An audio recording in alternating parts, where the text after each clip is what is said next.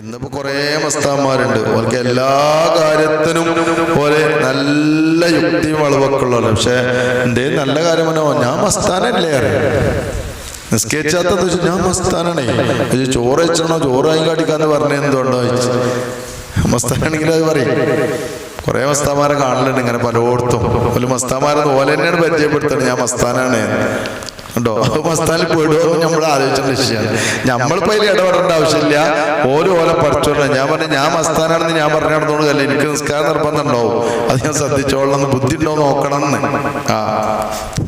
നമ്മളെ സാലിമൈ ഉസ്താദ് പറയാനുണ്ട്, പട്ടി കടിച്ചാൽ വന്നോ പിരാന്തിന് ഓരോ തുപ്പ് കടിച്ചു. അപ്പൊ ചെറിയ ബുദ്ധി വന്നില്ല എന്നാ ചോദിച്ചിട്ട്. കറക്റ്റാണ്. പട്ടി ഇങ്ങനെ കടിച്ചാൽ കുറച്ച് വന്നാലേ ഓൻ പാഞ്ഞു വെച്ചില്ലാവും. അപ്പൊ ഭ്രാന്തനാണ് നടക്കൂല്ലോ.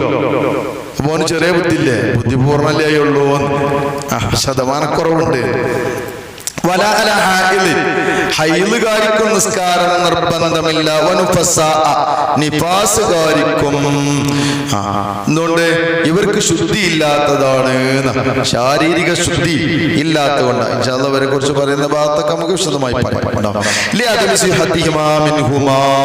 ഇവരിൽ നിന്ന് നിസ്കാരം സ്വീകരിക്കപ്പെടുകയില്ല, അതുകൊണ്ട് ഒരു നിസ്കരിക്കുകയും വേണ്ട. ഇവർ ഖളാ വിട്ടുകയും വേണ്ട. കാരണം ഖളാ വിട്ട നോമ്പ് കലാവ് കിട്ടണം, പക്ഷെ നിസ്കാരം കലാവ് കിട്ടണ്ടെന്ന്. കാരണം എണ്ണ ഒരുപാടുണ്ടായിരിക്കും.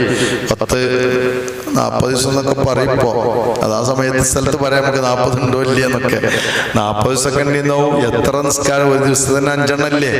അങ്ങനെ കാര്യങ്ങൾ ഇതൊക്കെ കഴിഞ്ഞ് നിസ്കരിക്കാൻ തന്നെയല്ലേ സമയം ഉണ്ടാവുള്ളൂ. അത് വേണ്ട, അവർ ചെയ്യേണ്ട ആവശ്യമില്ല. ചോദിച്ചത് അതാണ് ഒറിജിനൽ അല്ലാത്തത്. ആദ്യം തീർന്നു, പിന്നെ എക്സ് ആയതാണ്. എന്നാ പിന്നെ എന്ത് ചെയ്യണോ, നിർബന്ധമാണ്. മസ്താവൽ കൊണ്ട് സ്വമേധയാ ചെയ്തവർ, അതിൽ ലംഘിച്ചു ചെയ്ത ആളുകൾ, ഇവരും നിസ്കാരം ഖളാ വീട്ടണം. അവർക്ക് നിർബന്ധം തന്നെ. ഓരോ ടൈമിലും അവർക്ക് കുറ്റമുണ്ടായിക്കൊണ്ടിരിക്കും.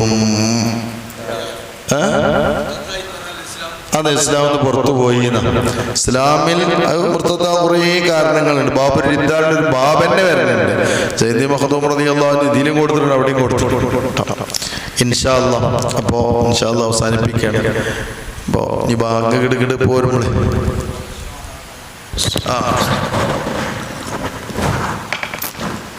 ബോധക്ഷയം വന്നിട്ട് പൂർണ്ണമാണ്. ഇപ്പൊ രാവിലെയാണ് ബോധം വിട്ടു പോയതാണ്. സുബഹി സ്കെച്ച് കണ്ടിരിക്കുമ്പോൾ ബോധം പോയി.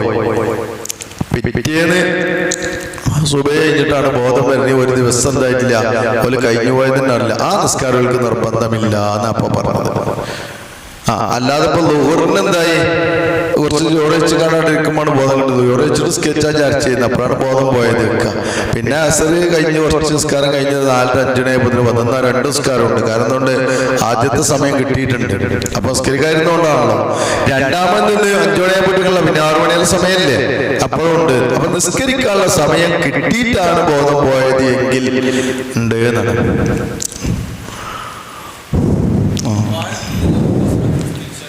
എങ്ങനെ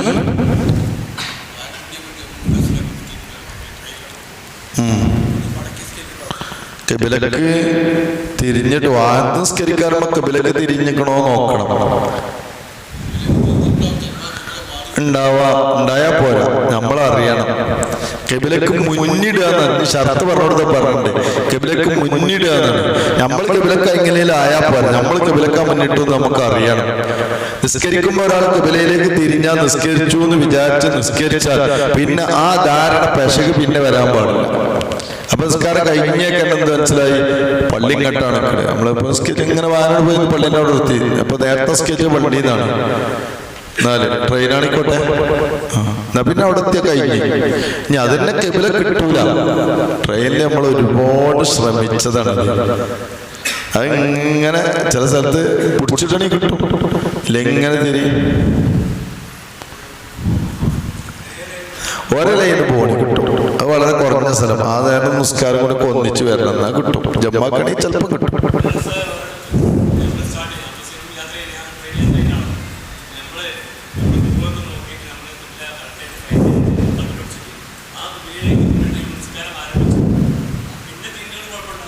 പിന്നെ നിസ്കാരത്തിൻ്റെ അടിയിൽ പിരിന്ന് പോയാൽ കഴിഞ്ഞില്ല കഥ. നമ്മളിപ്പോ ഇങ്ങനെ വെച്ചിട്ട് നിസ്കരിക്കുകയാണെങ്കിൽ ഇങ്ങനെ വെച്ച് നിസ്കരിച്ചാൽ കറക്റ്റാണ്. അത് നമ്മൾ നിസ്കാരം കയ്യോളം തിരിഞ്ഞിട്ടില്ല, ഇനി നമ്മൾ നമസ്കാരം മടക്കണ്ട. അല്ല, നമ്മളിപ്പോ നിസ്കരിക്കാൻ നിന്ന് കുറച്ച് കഴിഞ്ഞപ്പോൾ ട്രെയിനിങ് കട്ടില്ല, അപ്പൊ ഇങ്ങോട്ട് തിരിഞ്ഞ് നോക്കുമ്പോൾ ഇവിടെ സീറ്റാണ്, നിസ്കരിക്കാൻ കഴിയൂല. എന്നാ പിന്നെ കഴിഞ്ഞ കഥ, നിസ്കാരം മടക്കന്നെ. പിന്നെ ആ സമയത്തിന് വേണ്ടി ഇതിന്റെ ഓർമ്മത്തിൽ നിസ്കരിക്കും, ഇരുന്നോ എങ്ങനെ നിർവഹിക്കാൻ പറ്റുന്ന നിസ്കരിക്കും. ഇപ്പൊ കപ്പലിൽ കയറി ഇങ്ങനെ ആടുകയാണ്, അല്ലെങ്കിൽ ട്രെയിൻ ഇങ്ങനെ പോവുകയാണ്, ഒന്നും സർവാന്ന് നിൽക്കാൻ കഴിയുമല്ലോ, അപ്പൊ നിസ്കരിക്കും. പിന്നെ എന്ത് ചെയ്യണം? സ്വല്ലാലി ഹുർമത്തിൽ വഖത്തി എന്ന സമയത്തിനെ മാനിച്ചുകൊണ്ട് നിസ്കരിക്കുക. അല്ലാഹു തആല ഖബൂൽ ചെയ്യട്ടെ, അല്ലാഹു ജല്ല ജലാൽ സ്വീകരിക്കട്ടെ. ഒരുപാട് ആളുകൾ നമ്മളെ മജ്‌ലിസിൽ വരുന്നവരുണ്ട്, ഇന്ന് വരാൻ കഴിയാത്തവരുണ്ട്, പ്രത്യേകിച്ച് ദ്വാരക്കാൻ വേണ്ടി നമ്മളെ. അതുപോലെ കുറേ രോഗികളുണ്ട്, അല്ലാഹു അവർക്കൊക്കെ ശിഫ നൽകി അനുഗ്രഹിക്കട്ടെ. ഇതിൻ്റെ ഭാര്യയുടെ ഉപ്പ ഹോസ്പിറ്റലിലാണ്, അല്ലാഹു ശിഫ കൊടുത്ത് അനുഗ്രഹിക്കട്ടെ. അതുപോലെ തന്നെ വേറെ ആൾ രാവിലെ പറഞ്ഞു, അദ്ദേഹത്തിന് മൂത്തച്ഛ ഹോസ്പിറ്റലിൽ അഡ്മിറ്റാണ്, അല്ലാഹു ശിഫ കൊടുത്ത് അനുഗ്രഹിക്കട്ടെ. അങ്ങനെ കുറേ ആളുകളുണ്ട്, പല ആളുകളും വിഷമകരമായ പല കാര്യങ്ങളും പറഞ്ഞിട്ടുണ്ട്. എല്ലാം നമ്മൾ എണ്ണി പറയേണ്ടില്ല, പടച്ചറപ്പിന് അതൊക്കെ അറിയാം. അല്ലാഹു എല്ലാ നിലയിലും എല്ലാവർക്കും സലാമത്ത് പ്രദാനം ചെയ്യട്ടെ.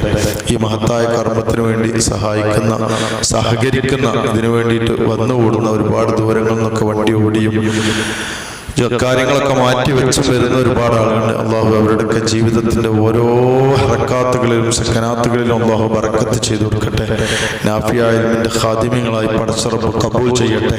ഈ ഒരുമിച്ച് കൂടിയതും വിശുദ്ധ ഖുർആൻ ഓതിയതും ഹദീസ് വായിച്ചതും ഫിഖ് പഠിച്ചതും എല്ലാം അള്ളാഹു തആല നാളെ പരിശുദ്ധമായ സ്വർഗം കരസ്ഥമാകാൻ കാരണമാകുന്ന അമലായി അള്ളാഹു തആല സ്വീകരിക്കട്ടെ.